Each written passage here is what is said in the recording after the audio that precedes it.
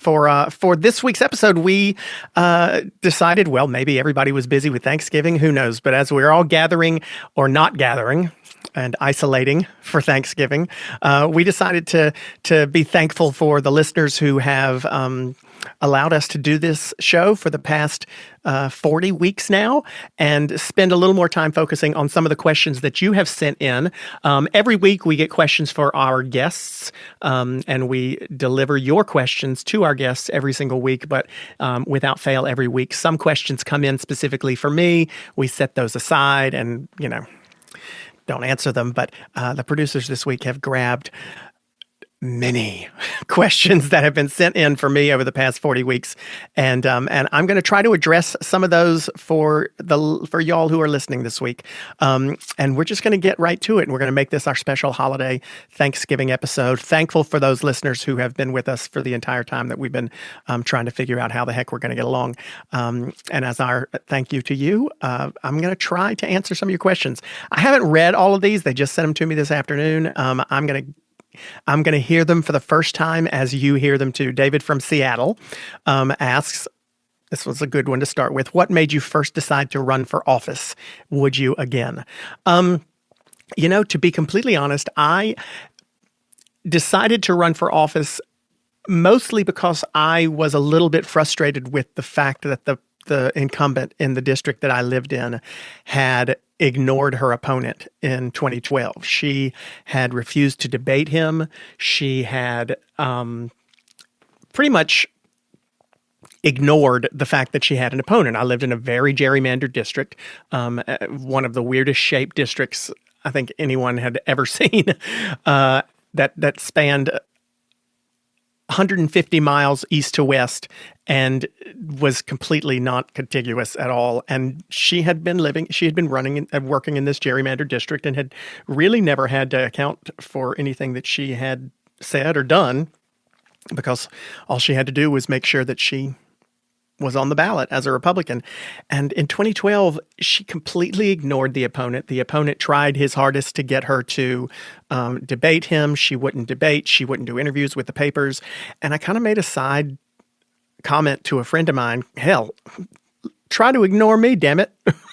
And I, just kind of jokingly that I was going to run to force her to see if she thought she could ignore me. And, I said that one too many times to a few people who got more excited about it than I was, honestly. And I eventually realized, okay, well, this is a valid exercise, that even though it may not be a district that I could win in because it was so gerrymandered, at the very least, we would run and hold her accountable and make her have to debate me. And she did. She still won. But she did lose her primary almost immediately. So would I run again? I had a very specific reason for doing that. As anyone who listens to this knows, I'm very interested in the political process and politics and policy and all of these issues that we talk about every week on this show. But I don't necessarily have a specific desire to be in Congress. I ran in 2014 because I saw a specific need that I might be able to fill, or a specific thing that I might be able to do that others wouldn't be able to do, force her to show up. And that's why I ran. If I saw that happen again, if I saw something that I felt I could do that others couldn't, then yes, I'd be open to running again. But I don't have a desire specifically to run for office simply for the sake of running for office. Sam from Joliet, Illinois, I guess. Why do you think so many people seem to split their ticket? I think there are a lot of people who just didn't like Donald Trump, right? That was the most voted in election in U.S. history. And it wasn't necessarily, even as much as I love him, it wasn't necessarily because Joe Biden was some transformative candidate who people got excited about in the way they did about Barack Obama in 2008. It was because they were excited about Trump. So I think a lot of people went and voted for Joe Biden to get rid of Donald Trump and then remained Republicans down the line. Let's see here. Trish from Miami. How would you describe the splits you've seen within the Democrat and Republican parties? Gosh, I'm going to get on a tear here. I'm going to get a soapbox. We are living in a time when the voices of the most extreme parts of each party are able to be amplified in ways that they haven't in, certainly in my lifetime.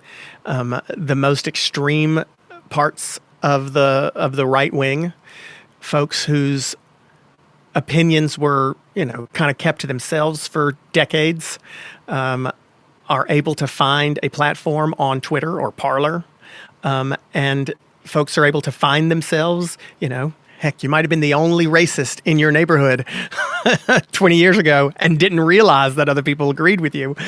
But when you get on Twitter, there's always somebody who's going to agree with you. And it's the same situation on the left. There some of these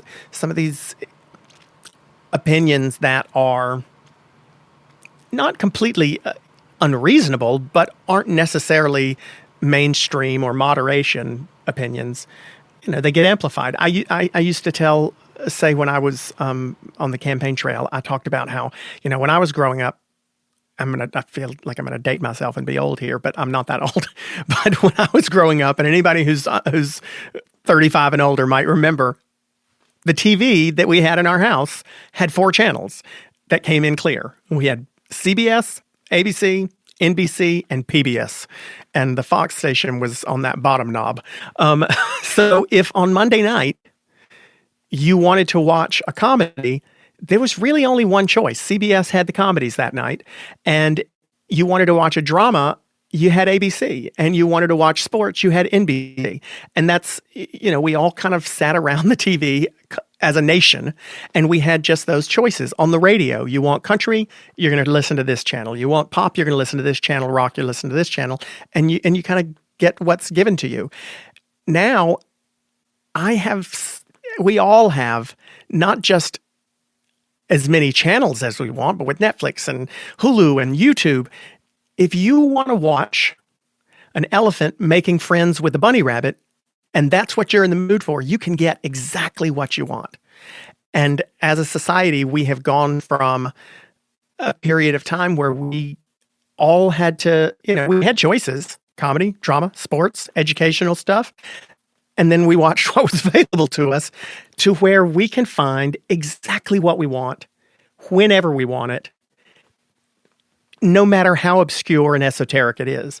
And I think we have gotten so accustomed to getting exactly what we want that we have stopped learning how to do the basic compromising that we used to do. And I'd go back to even less than 20 years ago when I was on American Idol. Idol had up to 40 million viewers the night Ruben won. That's unheard of now. There's nothing that gets 40 million viewers that's not the Super Bowl or a presidential debate. And we don't have that anymore. Everything is so compartmentalized. And I think we have sort of allowed ourselves to forget that we're a part of a country of 330 million people. And unfortunately, we're not all going to get exactly what we want. So we're going to have to learn as a Democrat Party to figure out what the Democrats stand for or what the Republicans stand for. And the reason that we're seeing splits is because, if we can't all settle on one TV show, we're certainly not all going to settle on one of 2 broad parties. And I think that we're starting to see that division now. We've talked about needing more than 2 parties, that a 2-party system is probably not the best way to govern in the past. I think we're getting closer to a point where we're going to see a viable 3rd party eventually, because there are too many people to satisfy in these 2 parties we have. Sandy from Portland, Oregon asks, out of all of your guests so far, who would be your running mate? Oh, God. Well, first of all, I have absolutely, I answered the question earlier about whether I would run for office again sort of vaguely. Let me be unequivocal. I do not want to be president of the United States at all. God, who would it be? Well, let's see. It wouldn't be Richard Painter because he yells too much. Gets too angry easily. Wouldn't be Tommy Lahren because as much as I find her a sweet person, she's a little crazy on her policies. Gosh, that's tough. I don't talk to people on this show trying to size them up in this way. I do have a special affinity for Michael Steele. He probably couldn't be my running mate because he and I disagree on so many things on a policy level, but he's somebody who I think is incredibly principled. And you know, as much as I disagree with him, and I imagine I'll probably disagree with him even more now that Joe Biden is in office, you know, I believe that he has, you know, the integrity to not just toe the party line. And I like that about him. I also am a big fan of John Heilman, so I might have to throw him in there too, but he's not interested in running for anything either. Anna from San Antonio, what was the most surprising thing about being a candidate for Congress? It is disgusting. And Anna Paulina Luna and I talked about this 2 weeks ago. It is disgusting how much raising money is a part of running for Congress. If I had run my campaign in the typical congressional campaign way, all I would have done would have been sat in a room for 40 hours and make phone calls to strangers and ask them for money. I think that is a disgusting way to run a campaign or a political system, and I am not changing my position on that. Danny from New York City, do you see the Republicans doubling down on the MAGA agenda? I think Republicans probably have to figure out what the hell the MAGA agenda is first. It has survived for 4 years on nothing more than a slogan, simply because Donald Trump was kind of had a cult of personality. If Donald Trump doesn't know what the MAGA agenda is, and he didn't while he was president, he really didn't have an agenda other than to attack Democrats, then I don't know that Republicans will know either. It was interesting to me today, Marco Rubio came out and attacked Joe Biden's cabinet appointees that he has named already. He attacked them as being elites who went to Ivy League universities, which, of course, to anybody paying attention, was incredibly ironic considering pretty much all of Donald Trump's cabinet went to Ivy League universities. And in fact, Joe Biden and Kamala Harris will be the first administration since the Truman administration where neither the president nor the vice president went to an elite university. And that to me was just sort of indicative of, Marco Rubio's probably going to run in 2024. I don't think he knows what the Republican brand is. I have seen him try to talk about how the Republicans need to reach out more to the working class. That's a great idea. That's a wonderful strategy. But how does that strategy of reaching out to the working class and being opposed to free trade that Trump espoused and now Marco Rubio is trying to espouse, how does that line up with tax cuts to corporations? How does that line up with cutting a lot of the social safety net that these working class people are relying on?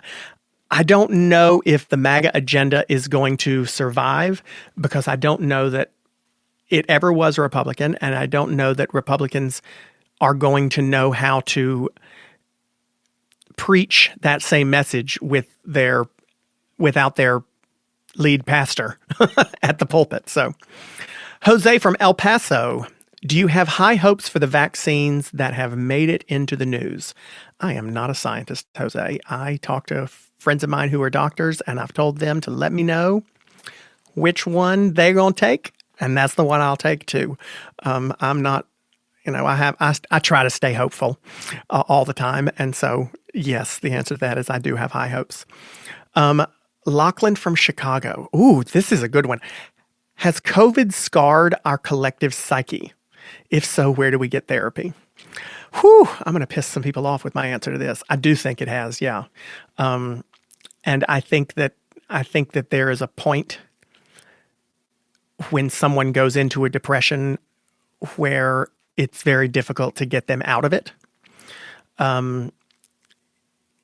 I also think that when it's very difficult to change a habit, and when a new habit is created, it's very difficult to get out of it. I think that the country has gone into listen, this is just, if you're still sticking with us at this point, you realize all of these are just my opinions and they don't hold any more weight than, they're not worth any more than you paid for this podcast, which was nothing. So I think we have, as a nation, kind of gone into a depression. We've been stuck inside. We've been stuck at home since March. Many of us have gotten into new routines. This podcast itself was supposed to start out as a panel. And we went home, took it online for the first few weeks, and then essentially just realized, listen, this is the new way we're going to do it. And people get stuck in their new habits and their new routines, and it's very tough to get out of a rut. Folks who have lost work, can't find work, it's very difficult to motivate to get back into trying when you just don't feel like there's an end in sight. I think that there is a depression. I think that there are probably some teachers who hated leaving the classroom at first, but then after 3 months of teaching in their pajamas, it's easier to just stick with that than to go back, because we're now in the new normal, and I think that getting out of the new normal is going to be tough. I was hopeful and still remain hopeful that lightning strike, that it's going to shock us all back into doing, to getting back to a normal routine, would be the election of Joe Biden and the inauguration of a new president. I do hope that the sun rises on January 20th and we all are able by that point to start feeling more comfortable. And hopefully the vaccines line up with that. But getting out of a depression is something very easy to fall into and very hard to get out of. And I think collectively we have, as a nation, gotten depressed. And God, please let the next administration be able to pull us out of it. Khaleesi from Charlotte. Hey, Charlotte. Will the defund the police movement have a lasting impact on our discourse? I hope. I'm one of those Democrats who agrees with Abigail Spanberger. I hope we never use those words again. Defund the police, I think, was destructive. In terms of the movement, what did it achieve? I know in my hometown it achieved renaming a middle school and achieved taking down some statues, but none of the structural changes within the law enforcement arena that needed to be done got done. I feel like we are very big on Band-Aids nowadays and not at all motivated to do the structural work. And I feel like a lot of political capital was wasted this past summer in the wake of, some of the murders that we saw by policemen. And I think that we lost some of the political capital because we spent it on things that weren't as pressing and important as making some of the structural changes, like taking the power to prosecute police officers out of the hands of district attorneys, like taking some of the authority away from police unions. I get very frustrated about this, and if anybody who's listened to this show has heard me get frustrated about it several times, so I don't need to dig down into it. But I feel like we've got to be better about taking the opportunities that we have and the things that we could get a lot of agreement from people on, and not wasting it on superficial changes. Gideon from somewhere in Minnesota. Are there any actions or policies from President Trump that you wouldn't mind if Biden kept? Let me say this. I think that some of the things that President Trump spoke about, said he wanted to prioritize, were exciting, even to me, taking some of the authority away from pharmaceutical companies to jack up prices. Now, how far that got through Congress is a whole different thing. It didn't. He did a lot of it by executive order, but weakening the stranglehold on pharmaceuticals from the pharmaceutical companies, I think, is a good thing to do. On the spot right now, he talked a lot about infrastructure, wanted to build the infrastructure and improve the infrastructure in the country. Again, that did not actually make it through Congress. President Trump ran on a populist platform. And some of those populist ideas, several of them, were very progressive ideas. He spent more money than any president in my lifetime ever has. He wasn't a conservative. He wasn't a Republican. And I think sometimes there were some things that he did that Democrats probably would have appreciated if they weren't as interested in demonizing him. And trust me, I think he deserved to be demonized. But I think that there were some things that even Bernie Sanders agreed with him on. They were closer on free trade and the harms that it caused to our economy than other people in the Republican Party were to Donald Trump. So, Lee from New York City, how do you handle? I'm going to answer both of these questions. Lee from New York City asks, how do you handle the criticism of being in the public eye? Joe from Toronto asks, is it harder to be a performer or a politician? I'll try to answer them both. Is it harder to be a performer or a politician? Probably harder to be a politician because if you're a performer, what you say, you can just keep your mouth closed and you don't have to respond to certain hot button issues. A lot of performers stay away from all things politics. Probably smart on their part, probably less stressful for them. Handling the criticism of being the public eye. Listen, if you knew me 17 years ago, you'd be surprised I'm still alive today because it's not easy always. It wasn't easy for me at the very beginning. I had a really hard time dealing with being in the public eye. I was not in the public eye at all in October of 2002.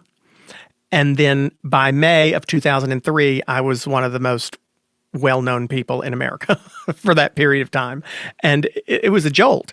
And it was all just at the beginning of the internet. And I remember we used to go downstairs, all of us who were on Idle together, we used to go downstairs inside the Le Méridien Hotel in Beverly Hills.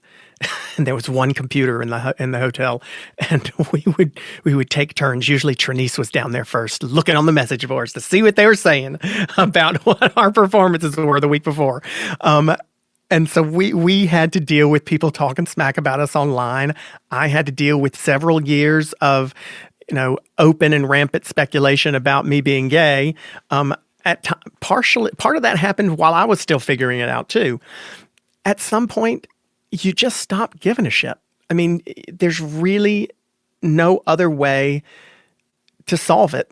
And perhaps I went through so much of it early on that now I really can not care and I can laugh when I see somebody say something mean. But, I do think that there are people who have a point when they say that some folks are snowflakes. I don't like that term, but there is some validity to it because I do think that we get a little too sensitive nowadays. And maybe that's just me, but, I was outed on a national stage before I was ready to be. I was out to friends and people who I knew and worked with, but I was not ready to be outed nationally. But that happened to me, and I survived it. I came out and lost a huge chunk of the support that I had in my career prior to it, and I survived it. Somebody says on Twitter is just not going to hurt me. Sticks and Stones. I joke to people that sometimes I want to start a PAC called Sticks and Stones PAC that just donates money to candidates who stop worrying about shit people say. I do think we've gotten very overly concerned. And again, maybe it's just my experience and understanding I survive it. That old mantra that our parents told us, sticks and stones may break my bones, but words will never hurt me, is so true. I just don't care what words people use at all. And if we give words too much power now. I think that's my philosophy there. And interestingly enough, the next question that I see, I'm skipping one, but Jane from San Diego says, have we reached the limits of political correctness, or is this just the beginning? Jane, I hope to God we've reached it. I talked a little bit last week with John Iadarola on the podcast here about the power that we give to words. And I think that there has been an overcorrection. A few weeks ago, several weeks ago, we had guests on the show, and several weeks ago, if you play way back, Tara Setmeyer was on the show, and I asked her about some of the political correctness and the liberal outrage on Twitter, and she made a point that has stuck with me. She said that she thought that some of it was overcorrection, that Donald Trump had brought out such frightening words and motives on the far right reaches of the Republican Party, that she felt that perhaps some of this political correctness and this overcorrection from the left was a result of that, and that maybe after we move past this Trump era, that we might revert to the mean a little bit. I hope that's the truth, because I do think that some of the political correct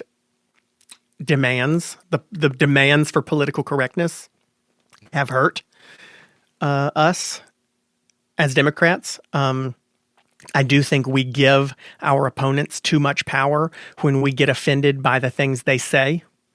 There are lots of things that are done. There are lots of laws that are passed. There are lots of policies that are implemented that actually have tangible, real-world effect on people.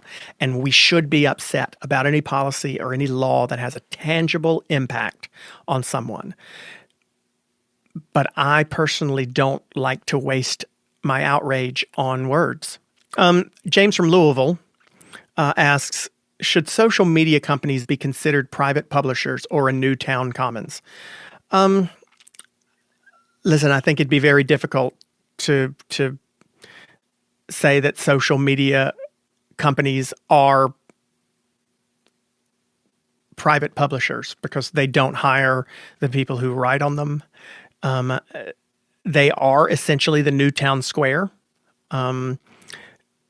They do provide people an opportunity to exercise their right to freedom of speech. I think there's a bit of self-righteousness, though, on the part of the Mark Zuckerbergs of the world to believe that they have no ability or right to censor what is said. At the end of the day, it is a town commons, but it's a private town commons. So you can let anybody in, but you don't have to let them say whatever they want to say in your house, and at the end of the day, Facebook, I personally don't think we can hold it accountable for what is said on its platform. The people who say that need to be held accountable themselves, but I do think Facebook has the right to censor whoever they want to. And I think they should exercise it more. Personally, again, this is me trying to ruin any chance I have to run for anything again, since this is all on the record, but I don't care. Personally, I think that the Constitution of the United States gives you the right to free speech. It protects you from the government punishing you based on something you say. I don't think the right to freedom from accountability is in the Constitution, though, or the Bill of Rights. I don't think the First Amendment says you have freedom from any accountability whatsoever. And I personally would be perfectly fine if someone were able to make a constitutionally sound argument for requiring places like Facebook or Twitter to only allow people to use their real names and photos. I think that a big part of the reason that people will say and do whatever they want to and say throw such vitriol around is because they can be free from accountability. And if I were Facebook or Twitter, I would demand that people authenticate themselves. I had to authenticate myself for Twitter. I've got the blue check mark because I've proved that I am Clay Aiken and I am the person in the picture.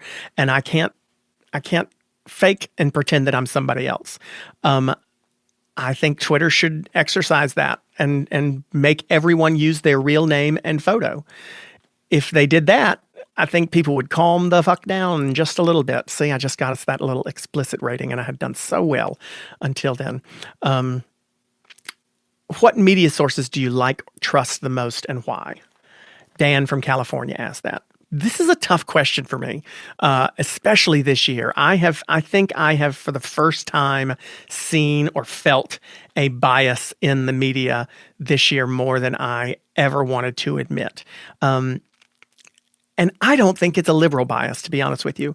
I don't think that the CNNs and the MSNBCs and the Foxes of the world are biased politically. I think they're biased by money and ratings and clicks. And so, I mean, CNN, I don't think has a liberal slant. I think that they talk about what their viewers want.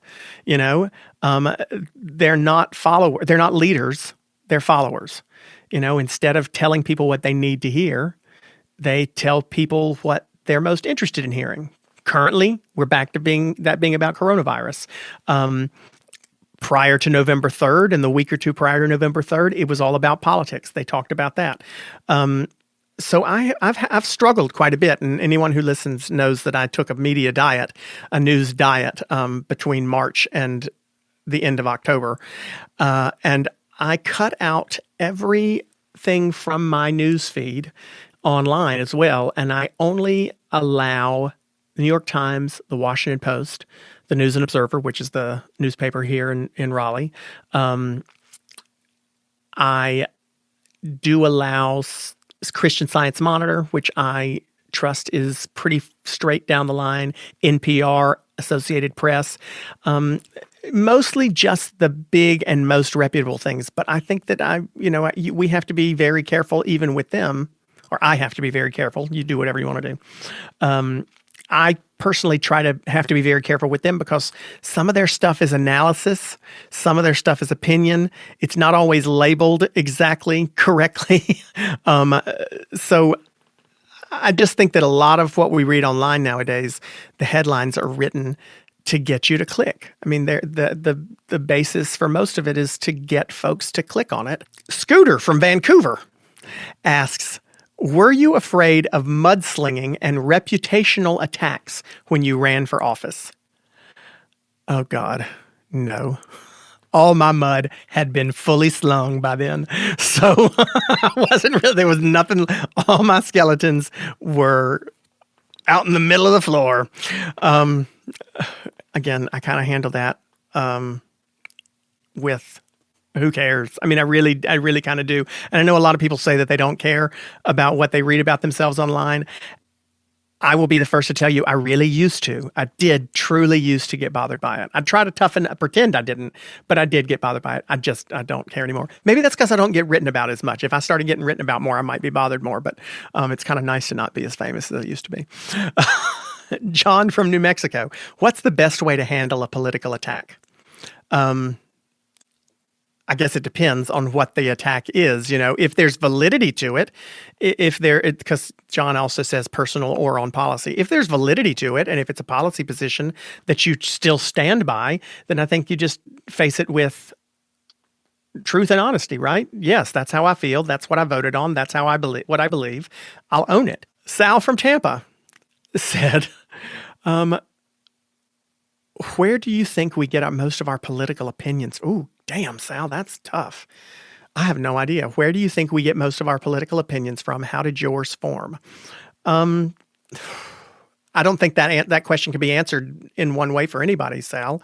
I think people get them from friends and family. They get them from, unfortunately nowadays, all too often, whoever they're watching on the news or whatever they're reading on Twitter, I think. I think the people whose political opinions I would trust and respect the most are probably those who got them from their own personal experience. And that means that I have to respect some folks who I disagree with. You know, Anna Paulina Luna was on 2 weeks ago. I've come back to her a few times in this, but she was on a few weeks ago, and we were talking about her positions and how she feels about guns. And one of the reasons that she feels the way she does about gun ownership is because of experiences in her life that made her feel unsafe. I mean, some pretty traumatic experiences in her life that made her feel unsafe, made her want to be able to protect herself with a gun. I don't feel the same way about guns as Anna Paulina Luna does, but I respect that that is a position that she came to through experience. I think I gleaned my political positions in large part based on what I talked about a little earlier, understanding somehow that I was in an oppressed class. I think in some ways, I'm still a white male. That certainly doesn't hurt in American society. But as a gay man, knowing that there was something about me that wasn't going to quite jive in the early 90s in North Carolina made me feel a little bit more empathy for my Black friends who I knew were also oppressed. And that expanded to me looking at economic policy and realizing, okay, wait, when we help those folks who are at the bottom, they spend money and it goes to the people in the middle, and the middle people spend money and it goes to the people at the top, and we all, it all works out. So that's kind of where I got mine.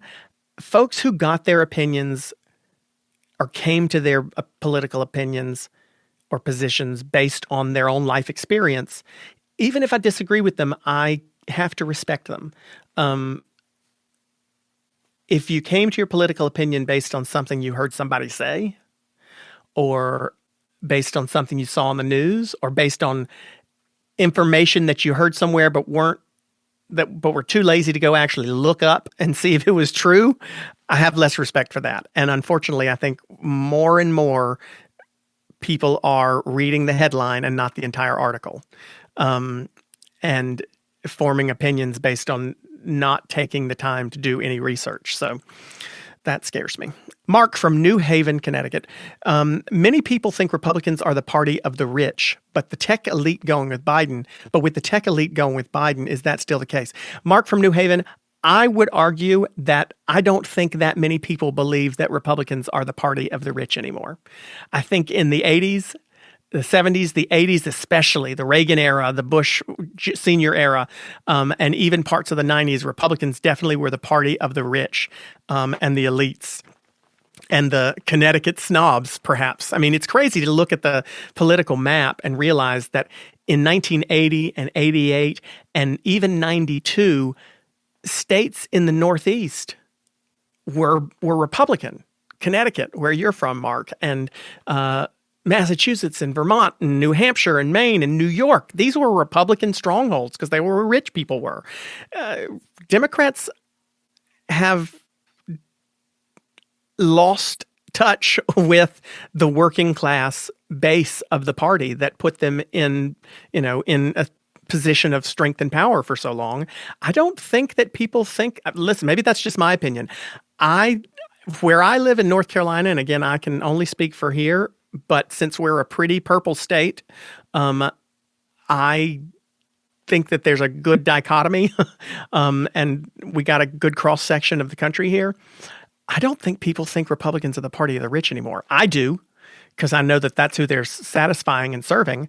But I think a lot of people and Democrats' problem is that they have let Republicans take over this mantle of being the party of the working man.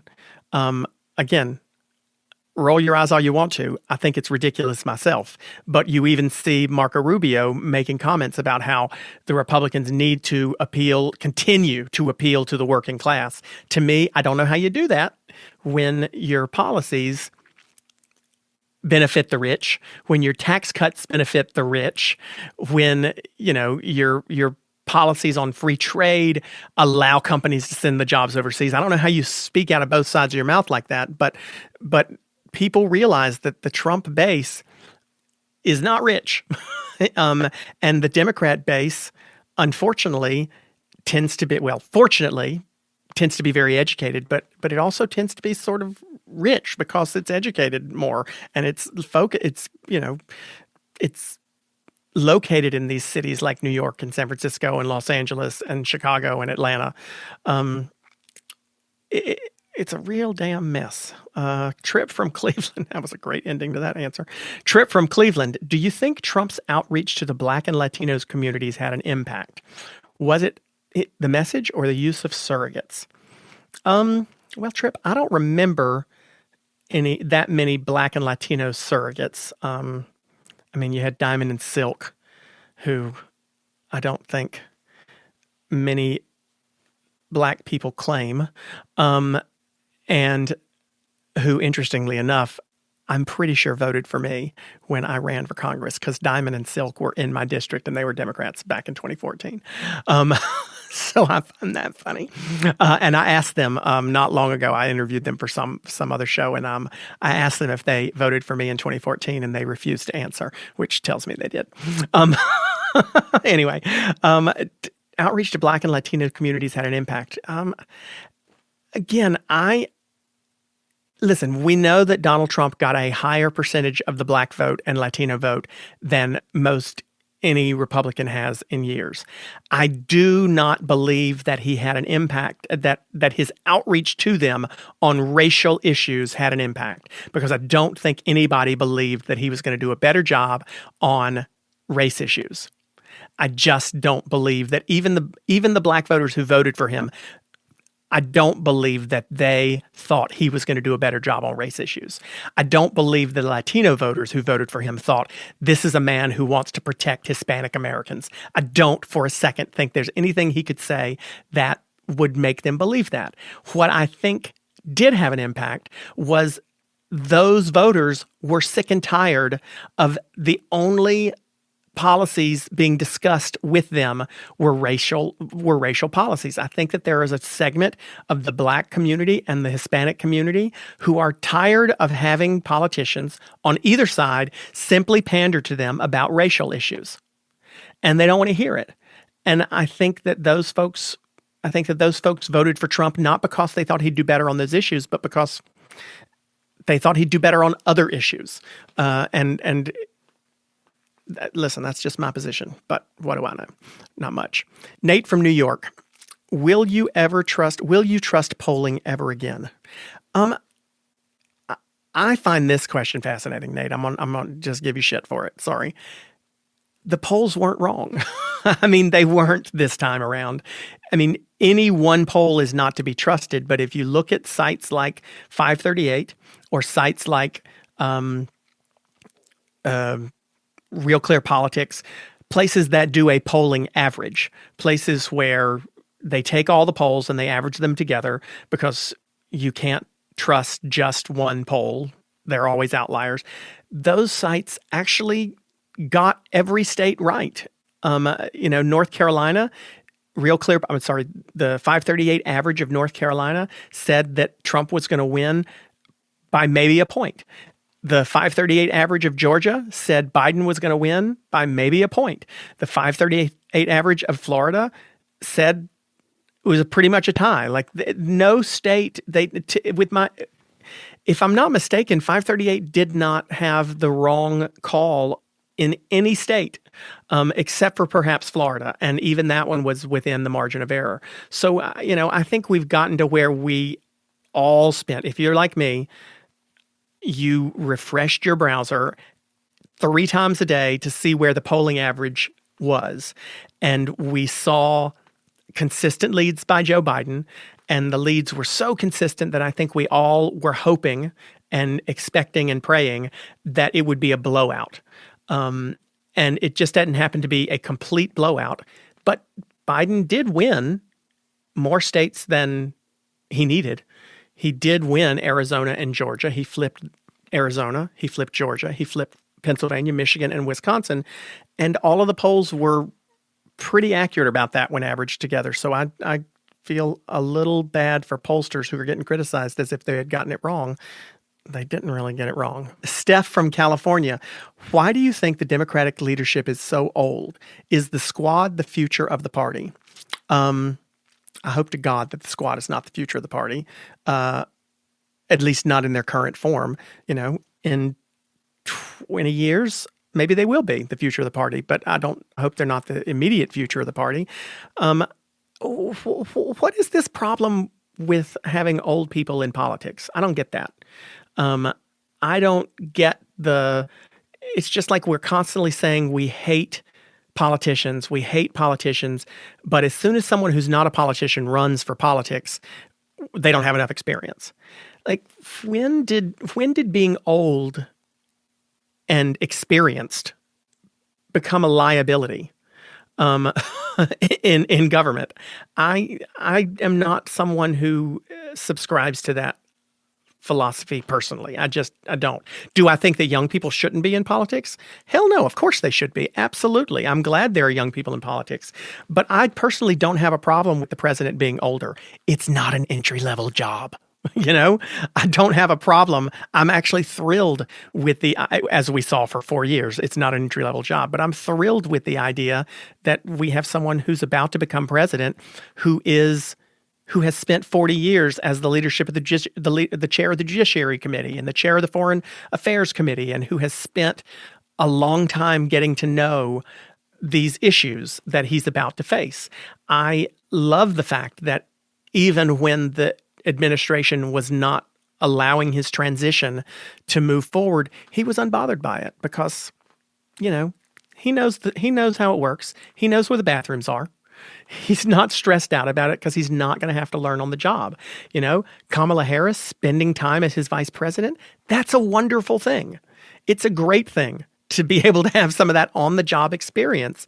And, I think that it's going to prepare her to be a nominee for the nominee of the party at some point brilliantly. I don't get the criticism of having someone old in leadership. Dianne Feinstein just decided this week that she would give up her chairmanship of the her ranking member position on the Judiciary Committee. I think that's a shame.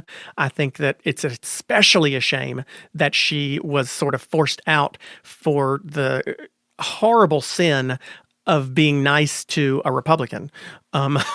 She hugged Lindsey Graham and she had a collegial relationship with him. She didn't agree with him on anything, but she tried to be nice. God forbid she makes an attempt to get along with someone she disagrees with. I am not on the side of people who think that older folks should not be involved in politics. I'm glad that they are there. Let's see, where was I? Robert from Buffalo asks, can Trump's brand survive the word loser, or will he do just fine on TV? Listen, I kind of laugh when someone talks about how Trump has now lost. And how is he? I'm not laughing at you, Robert from Buffalo. I just think it's funny that anybody thinks that he's not going to survive this. He's not gonna let anybody tag him with it. He ran his entire campaign in 2016 on how he's a winner. We're going to get so sick of winning. But he had not won that much in his life. He went bankrupt how many times? His casinos went bankrupt. The truth doesn't necessarily matter. We do realize this, right? It doesn't matter to Donald Trump, and it doesn't necessarily matter to his supporters. His Trump brand survived all those bankruptcies and the, closing of his hotels and all that stuff. This isn't going to bother him either. So yeah, it'll survive it. He doesn't care. Mary from Baltimore, if the Supreme Court overturned any of the election results, would you go along with their decision? That's a hypothetical. It's not going to happen. It's just not going to happen. And I will stake Mary from Baltimore. Write us. If that happens, you write us in and I'll send you a check for $1,000 because it ain't going to happen. So I don't need to answer that. Allie from D.C., do you think Washington, D.C. should be a state or perhaps a prison colony? This is a tough one.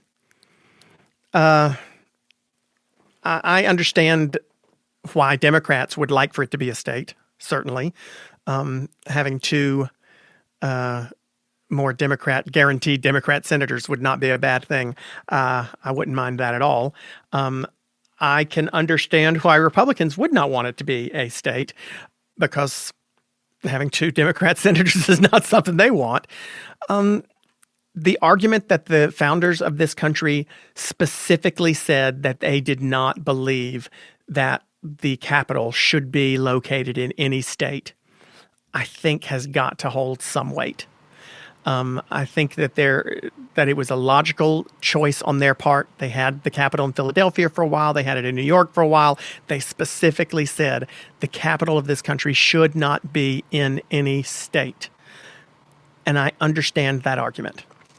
That said, the people who live in that city, and there weren't that many living in the city at the time the country was founded, the people living in that city should have a voice in Congress. Absolutely should have a voting voice in Congress, should have an equal voting voice in Congress. And I think that there is probably some sort of, God forbid I say the word compromise, but there's probably some sort of compromise. Eleanor Holmes Norton, who is their delegate in the House, should absolutely be able to vote without question. I do believe that they deserve some representation. Perhaps they should not be a state, but perhaps there is a middle ground where they have representation in Congress, but don't have the same rights as a state otherwise. I don't know the answer to that, but I think it's probably not as black and white as, are they a state or are they not a state? That's just my position. Jennifer from Columbus, how can people get better at speaking and publicly performing? I am not the person to ask. You've seen how much I ramble here, Jennifer. Michael from Maryland, how do you think history will judge the Trump era? Shit. Honestly, Michael, as long as it's history and not present, I don't give a crap. Just make it history. I don't think it's going to be like Truman, where we turn around. I don't think it's going to be like Truman, where we turn around years later and realize how great he was. I think it's going to be like Harding, where we turn around and realize, holy crap, he was as bad as we thought he was. Jerry from California asks, if Trump has committed crimes in office, would you want him pardoned a la Nixon? Whew, Jerry, I got in a discussion, a disagreement. It wasn't an argument, but it was definitely a disagreement with a friend of mine about this the other day. Would I want him to be pardoned? The schadenfreude that I would receive from seeing him jailed is unmatched. Would I like to see him in jail and humiliated? Absolutely. But that's selfish on my part. I would like to see him suffer in some way for what he has, I think, caused. But that's selfish. And while I don't know that I'd like to see him pardoned, I also don't know that I hope for Joe Biden or Andrew Cuomo in New York to waste any time on trying to prosecute him. And I know that will make plenty of people mad. But I say it because of a whole bunch of reasons. One, I don't know that the best way to heal in this country is to continue to live in the past. I think that also the likelihood of a jury of 12 people being able to unanimously find a former president of the United States guilty is pretty slim. Unfortunately, the prosecutor's not going to get to choose the jury. The prosecutor and the defense attorney get to choose together. And the chances and likelihood of finding a 12-person jury to convict a former president of the United States is just, I don't think it's high enough. And I think what I worry about, honestly, is that it makes him a martyr. It gives him something else to run on. It gives him something else to fire up his base with. it allows these news organizations to keep him on the air for another 1-2 years. It makes Joe Biden's presidency not about healing the nation, but it makes Biden's presidency about locking up his political opponents, which is sort of what Donald Trump has been rightfully accused of trying to do for the past several years himself. You know, does Donald Trump deserve to get away with some of the, if he has committed tax fraud, if he has broken laws, does he deserve to get away with it? No, he doesn't. Absolutely not. And God, put him under the jail, as far as I'm concerned. Take his phone away too, so he can't tweet. But I think there's a reason we threw Osama bin Laden's body in the ocean. You know, and the reason that the Obama administration and the military chose to do that was because they did not want to create a place where people could pilgrimage to pay respects to a martyr. And I don't know that this country can handle creating a martyr.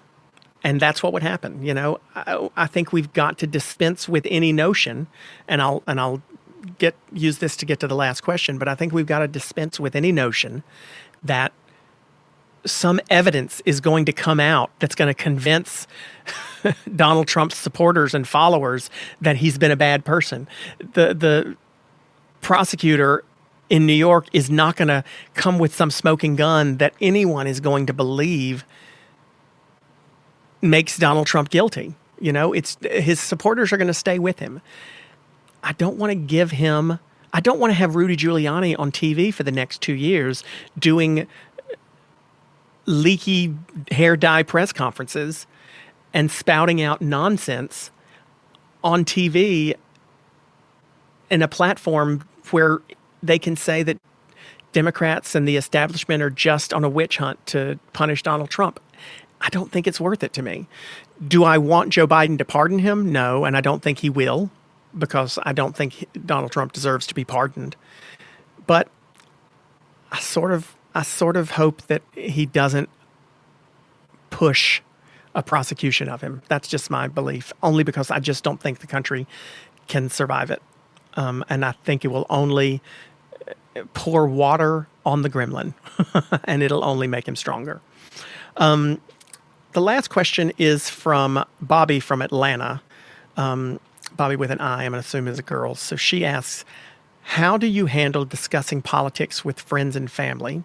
Has it ever led to a fight?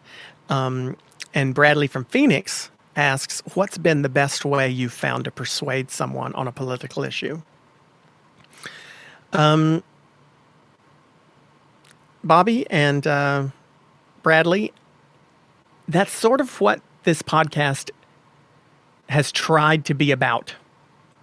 I don't always discuss politics with family because if you've listened to this show, you know that I tend to be in the very, very slim minority in my family when it comes to politics.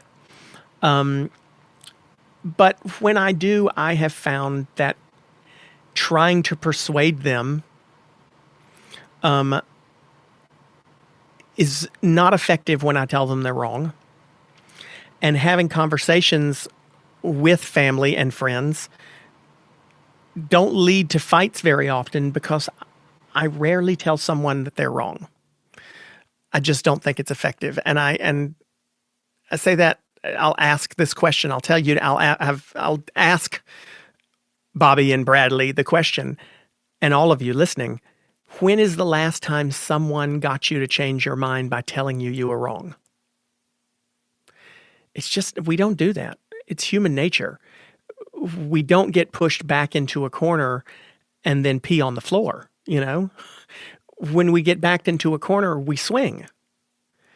When we get told we're wrong, it's a human reflex to react. Even if later we realize, oh crap, I was wrong there. I should apologize. I mean, we know how to do that.